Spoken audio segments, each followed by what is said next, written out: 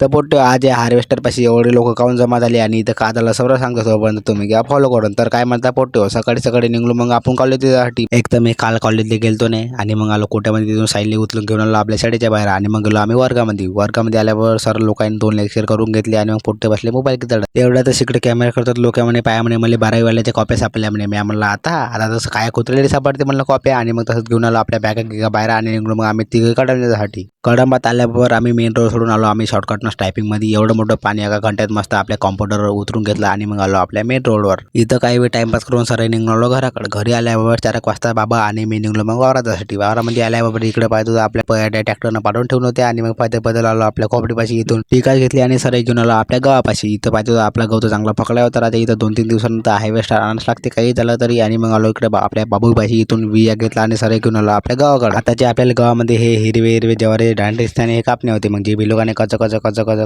कापून घेतले आणि मग आलो आपल्या मक्यापाशी. इथं एक मका घेतला कापून आणि मग तो घेऊन आलो आपल्या गाडीपाशी. हायवे तिथंच टाइमपास केला आणि भाडा घेतला आपल्या गाडीवर आणि निघलो मग घराकडे जाष्टी. तर रस्त्याने जात होतो तिकडे आपल्याला दिसता हायवेस्टर. ते म्हणलं आमच्यावाला कवा आणसान म्हणलं. मग लवकर आणलं पाहिजे म्हणलं. ते म्हणे 2-3 दिवसांनी येऊन जाईल म्हणे तुमच्यावाल्या. नक्की नाही म्हणलं 2-3 दिवसानं. बरं म्हणे चला तर पोट्टे आता तर आम्ही घरी. आता तुम्हाला पण 2-3 दिवसांनी ह्या आपल्या हायवेस्टरचा ब्लॉग येऊनच जाईल. तोपर्यंत तुम्ही घ्या आपल्या आयडीला फॉलो करून.